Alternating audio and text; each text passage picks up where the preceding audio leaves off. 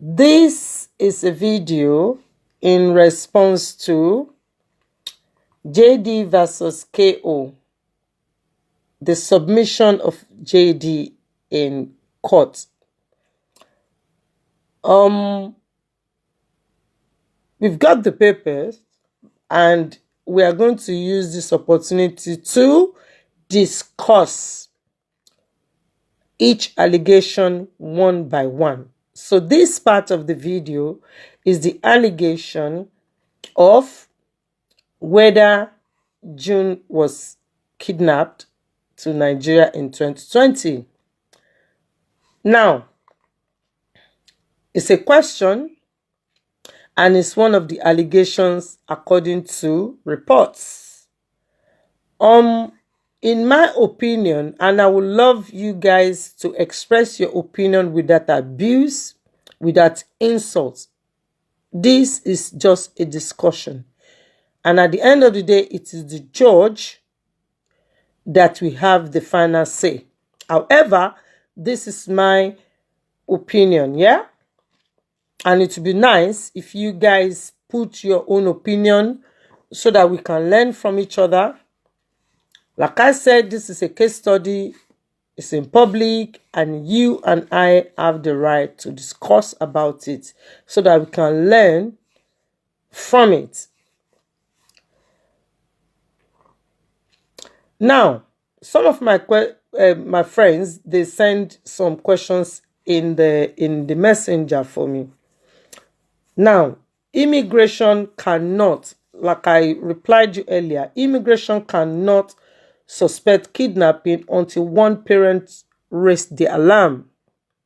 The question my friend was wondering about is that, but in 2020 they were married, so a mother or a father have the right to take their children abroad if they choose to. And my reply was that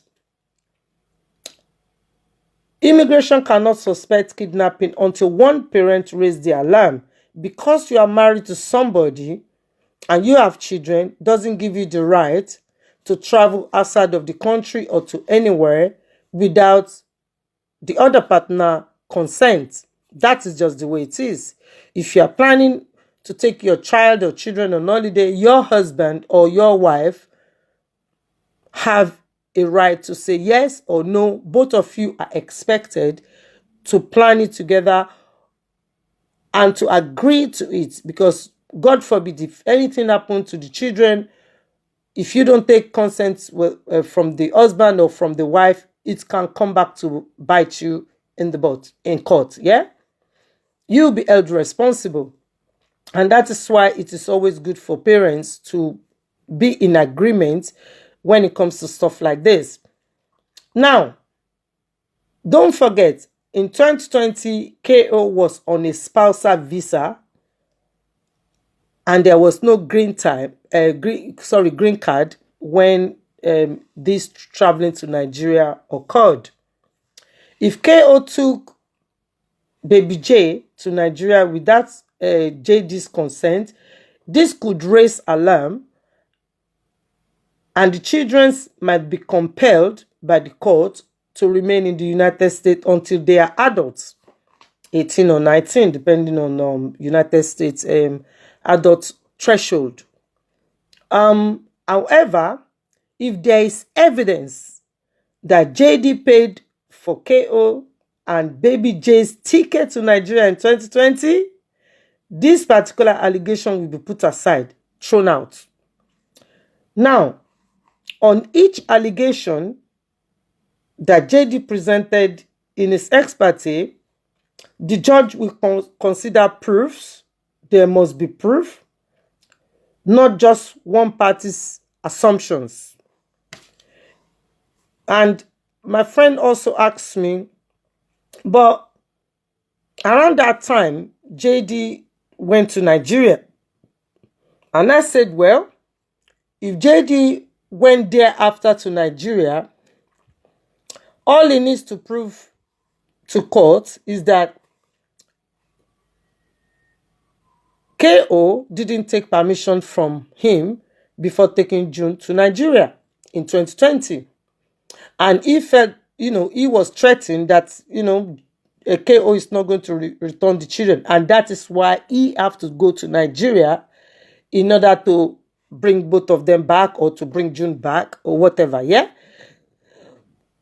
But if there's no proof that KO went to Nigeria with June without JD's permission, that could be a problem for JD in court.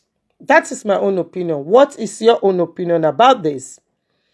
And there's more allegations that we're going to use this opportunity to discuss one by one. And your opinion on this is very important, so that the people who are not even aware of this case, they can learn what happens in the diaspora. Because you have a child for somebody doesn't give you the 100% power to decide on what to do with the children.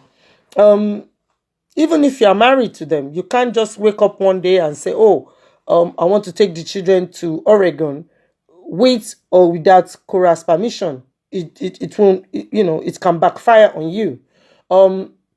Because the children are, they are your children, both of you. That's your children. So you have to be able to consult with each other before you can take the children outside of the country, or even within the country. It's just the normal thing you expect couples to do. But this type of case to be brought to court in 2024, would the judge have fear that if KO is found guilty of this particular allegation, if JD can prove beyond reasonable doubt that KO intend to, because they're going to see it as kidnapping, isn't it? Intend to kidnap June to Nigeria in 2020. So the judge could consider that, hold on, in the future, KO can repeat the same thing.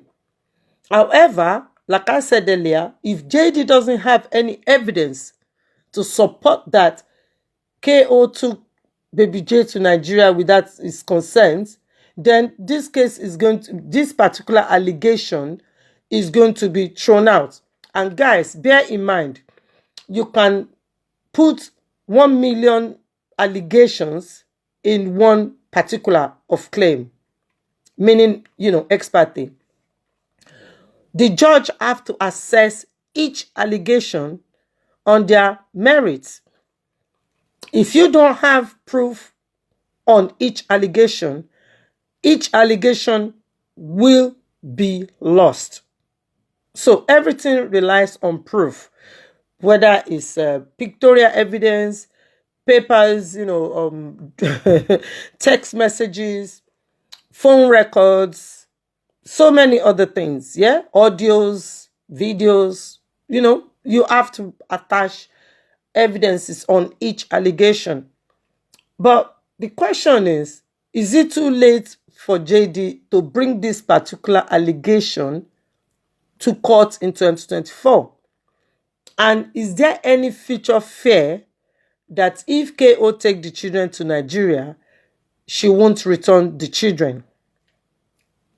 This is a matter I would love you, my followers, my friends, my family, to consider and discuss, so that we can all learn from this.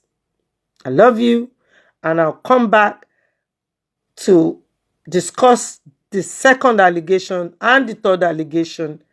And please discuss, do not fight, do not insult, because so many other people are observing and reading and learning. It's not just about KO or JD. We have so many people back in Africa who can learn from mistakes and from good actions that each and every one of us take. So please make this very pleasant for other people, so that other people can learn. Love you guys. I'll come back later to discuss the next allegation. Mwah.